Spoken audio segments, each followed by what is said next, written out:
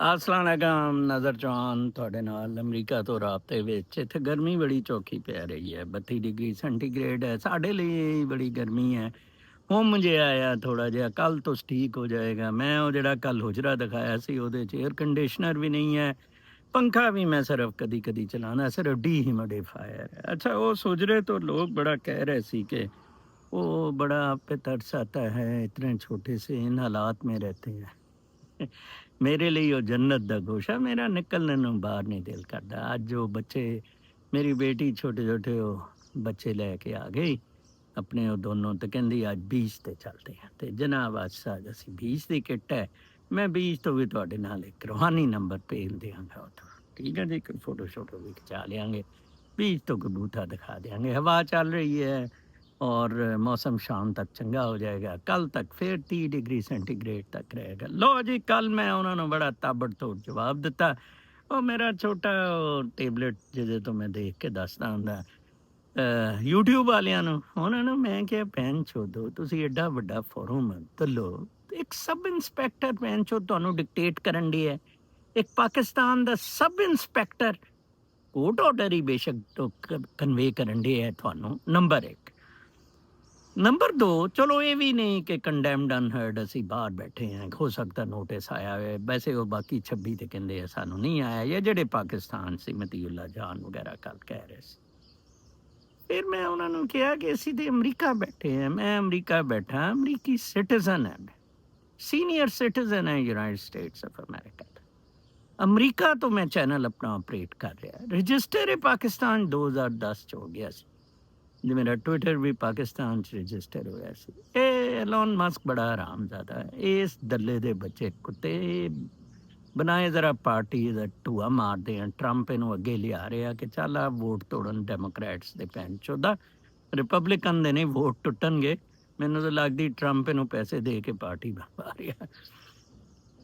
ਤੇ ਲੋ ਜੀ, ਕੀ ਹੋਇਆ ਜਨਾਬ ਸਾਹਿਬ ਕਿ ਉਹਨੇ ਕਿਹਾ ਕਿ ਆਪਣਾ ਮੈਂ ਉਹਨਾਂ ਨੂੰ ਕਿਹਾ ਯਾਰ ਅਮਰੀਕਾ ਵਾਲਿਆਂ ਨੂੰ ਤੁਸੀਂ, ਅਸੀਂ ਪਾਕਿਸਤਾਨ ਦੇ ਬਾਰੇ 'ਚ ਕੌਮੈਂਟ ਦੇ ਰਹੇ ਹਾਂ।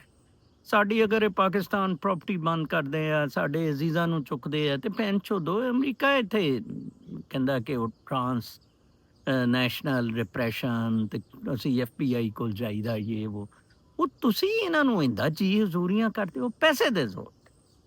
ਅੱਛਾ, ਖੇਡ ਕੀ ਹੈ ਜੀ ਕਿ ਇਹਨਾਂ 27 ਤੋਂ 26 ਮਾਸ਼ਾਅੱਲਾ ਅਰਬਪਤੀ ਨੇ, ਅਰਬਪਤੀ ਨਹੀਂ ਤੇ ਕਰੋੜਪਤੀ ਨੇ, ਕਰੋੜਾਂ ਕਮਾਉਂਦੇ ਨੇ। ਤੇ ਉਹ ਇੱਕ ਚੂਚੂ ਜਿਹਾ ਮੁੰਡਾ ਅਬਦੁਲ ਕਾਦਰ, ਉਹ ਲਕੂਮਾ ਜਿਹਾ ਲਕੂਮਾ ਦਾ ਮਾਰਿਆ, ਉਹ ਕੱਲ ਇੱਕ 20 ਅਬਦੁਲ ਕਾਦਰ 20 ਚੈਨਲ ਬਣਾਈ ਫਿਰ ਰਿਹਾ। ਮੇਰਾ ਚੈਨਲ ਇੱਕ ਹੋਰ ਹੈ ਜਿਹਦੇ ਤੋਂ ਤੁਸੀਂ ਦੇਖ ਸਕਦੇ ਹੋ, NMC TV ਇੰਗਲਿਸ਼। ਮੈਂ ਉਹਦੇ ਤੋਂ ਹੀ ਆਵਾਂਗਾ ਅਗਰ ਇਹ ਚੈਨਲ ਬੰਦ ਹੋ ਜਾਏ।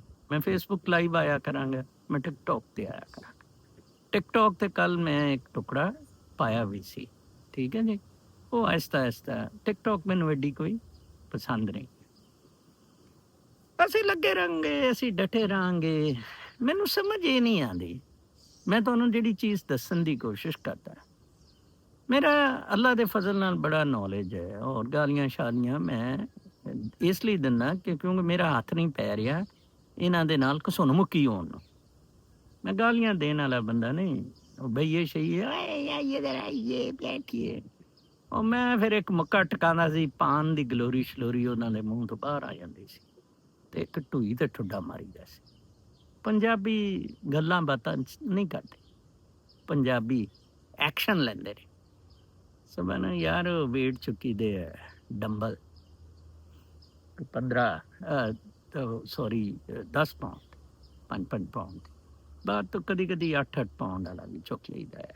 ਐ ਫਿੱਟ ਹੋ ਰਿਹਾ ਸੂਰ, ਕਿਤੇ ਮੈਨੂੰ ਇੱਥੇ ਮਿਲ ਜਾਂਦਾ ਨਾ, ਇਹਨੂੰ ਲੰਮਾ ਪਾ ਲੈਣਾ ਸੀ, ਢਾ ਲੈਣਾ ਸੀ। ਤੁਸੀਂ 26 ਕਰੋੜ ਹੋ ਜੀ ਮਰੇ ਹੋਏ, ਤੁਸੀਂ 26 ਕਰੋੜ ਉਹ ਫੌਤ ਹੋਏ, ਠੀਕ ਹੈ ਨਾ ਜੀ।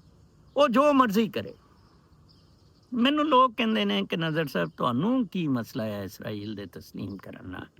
ਆਸਫਾ ਸਾਹਿਬਾ ਨੇ ਦੁਬਈ ਤੋਂ ਕਹਿੰਦੀ ਕਿ ਇਹ ਤਾਂ ਬਹੁਤ ਪਹਿਲਾਂ ਹੋ ਜਾਣਾ ਚਾਹੀਦਾ ਸੀ। ਕਾਇਦੇ ਆਜ਼ਮ ਨੂੰ ਕੀ ਮਸਲਾ ਸੀ? ਉਹ ਬ੍ਰਿਟਿਸ਼ ਏਜੰਟ ਨੂੰ ਕਿ ਇਸਰਾਈਲ ਦੇ ਖਿਲਾਫ ਬੋਲਦਾ ਸੀ। ਜਾਂ 76 ਸਾਲ ਤੋਂ 77 ਸਾਲ ਤੋਂ ਤੁਸੀਂ ਇਹਨੂੰ ਤਸਲੀਮ ਕਿਉਂ ਨਹੀਂ ਕੀਤਾ? ਮਸਲਾ ਜਨਾਬ ਸਾਹਿਬ ਇਹ ਹੈ ਕਿ ਤੁਸੀਂ ਫਲਸਤੀਨ ਦੇ ਇਲਾਕੇ ਤੁਸੀਂ ਮੁਸਲਮਾਨਾਂ ਦੇ ਇਲਾਕਿਆਂ ਦੇ ਕਬਜ਼ਾ ਕਰਕੇ ਲੌੜਿਓ ਜੋ ਇੱਕ ਸਟੇਟ ਬਣਾ ਲਈ ਪੈਨ ਛੋਦੋ ਔਰ ਫਿਰ ਬਦਮਾਸ਼ੀ ਸ਼ੁਰੂ ਕਰ ਦਿੱਤੀ। ਕਿਉਂ ਅਟੈਕ ਕੀਤਾ ਈਰਾਨ ਤੇ ਇੰਨੇ ਬੰਦੇ ਨਾਹਕ ਮਾਰ ਦਿੱਤੇ? ਕਿਉਂ ਫਲਸਤੀਨੀ ਇੰਨੇ 75,000 ਫਲਸਤੀਨੀ ਸ਼ਹੀਦ ਹੋਏ? ਮੈਂ ਕਹਾਂਗਾ इसराइल ने। ए बाकी यूट्यूबर थे दिन में तो 15,000 बच्चे थे, 15,000 बच्चे शहीद हुए। वो शहीद ने नेशनहुड अपने वतन लिए लड़न डे for the space they are in. और इन्ने खूबसूरत इन्नी अच्छी कौम फलस्तीनी, सिर्फ आपस च इतफाक नहीं पंजाबियों की तरह। ठीक है जी। ਤੇ ਲਓ ਜੀ, ਮੈਂ YouTube ਵਾਲਿਆਂ ਨੂੰ ਕਿਹਾ ਕਿ ਤੁਸੀਂ ਮੇਰਾ ਕੁਛ ਨਹੀਂ ਕਰ ਸਕਦੇ, ਮੈਂ ਤੁਹਾਡੇ ਖਿਲਾਫ ਇੱਥੋਂ ਕੇਸ ਕਰਾਂਗਾ, ਮੈਂ ਅਮਰੀਕਾ 'ਚ ਤੁਹਾਡੇ ਖਿਲਾਫ ਡੈਮੇਜਸ ਦਾ ਕੇਸ ਕਰਾਂਗਾ ਕਿ ਉਹਨਾਂ ਦੇ ਕਹਿਣ 'ਤੇ ਕਿਹੜੀਆਂ ਮੈਂ ਵਾਇਲੇਸ਼ਨਸ ਕਰਨ ਡਿਆ। ਹੋਇਆ ਕੀ ਸੀ ਜੀ, ਮੈਂ ਤੁਹਾਨੂੰ ਜਿਹੜੀ ਗੱਲ ਦੱਸਦਾ ਸੀ ਕਿ ਇਹ ਸਾਰੀ ਅਰਬਾਂ ਦੀ ਕਮਾਈ ਕਰਦੇ ਸੀ। ਪਿਛਲੇ ਸਾਲ ਇਹਨਾਂ ਨੇ ਜਦੋਂ ਸਟਾਰਟ ਤੋਂ ਹੀ ਇਹ ਮੇਰੇ ਪਿੱਛੇ ਪੈ ਗਏ YouTube ਤੋਂ ਔਰ ਟਵਿੱਟਰ ਤੋਂ, ਬੱਚੇ ਚੁੱਕਣੇ ਸਾਡੇ ਪਾਕਿਸਤਾਨ 'ਚ ਸ਼ੁਰੂ ਕਰ ਦਿੱਤੇ। ਤੇ ਮੈਂ ਇਹਨਾਂ ਨੂੰ ਕਿਹਾ ਕਿ ਬਾਜ਼ ਆ ਜਾਓ, ਦੌੜਿਓ ਜੋ, ਇਸ ਤਰ੍ਹਾਂ ਨਾ ਕਰੋ, ਗੰਦੇ ਢੇਰੋ। ਖੈਰ ਇਹਨਾਂ ਨੇ YouTube ਨੇ ਕੋਈ 2-3 ਮਹੀਨੇ ਹੀ ਮੈਂ ਐਵੇਂ ਉਹ ਲੋਕਾਂ ਨੇ ਕਿਹਾ ਮੋਨੀਟਾਈਜ਼ ਕਰੋ ਮੋਨੀਟਾਈਜ਼। ਮੈਨੂੰ ਨੇ ਇਹ ਜਿਹੜਾ ਜ਼ੇਨ ਹੈ ਨਾ ਸਾਡਾ ਜ਼ੇਨ, ਇਹਦੇ ਥਰੂ ਅਸੀਂ ਕੋਈ ਪ੍ਰਚਾਰ ਕਰਦੇ ਹਾਂ, ਉਹ ਵੇਚਿਆ ਨਹੀਂ ਜਾ ਸਕਦਾ। ਟੀਚਰ ਕਦੀ ਨਹੀਂ ਉਹਨੂੰ ਤਨਖਾਹ ਲੈਣੀ ਚਾਹੀਦੀ।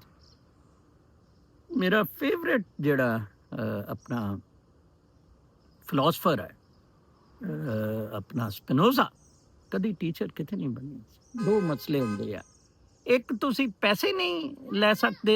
अच्छा बेटा आता हूँ हाँ नहीं अभी अम्मी को मामा को लाओ, अम्मी को लाओ, ठीक है मैं आ रहा हूँ 5 मिनट में आ रहा हूँ। अच्छा जी, मैं बाकी शायद फिर बीच तो कराए थे उन कोई वो मेरे ते बड़ा जुलूस सा निकल गया, लेकिन वैसे ये है थोड़ा जिहा टाइम। खैर अच्छा, इन्होंने एड सूटेबिलिटी चूतियां ने मेरे ते लाती। एड सूटेबिलिटी कमाल है यार। अच्छा मैं आ रहा हूँ, एड सूटेबिलिटी मेरे ते लाती। मैनू पैसे चाहिए ही नहीं सी, असी ये कमाते ही नहीं पैसे। अच्छा बस आ गया, जूता पहनो अपना, कम ऑन, इसके जूते तो पहनाओ और ये शूज पहने, शूज पहन के आओ ऊपर से, चलो।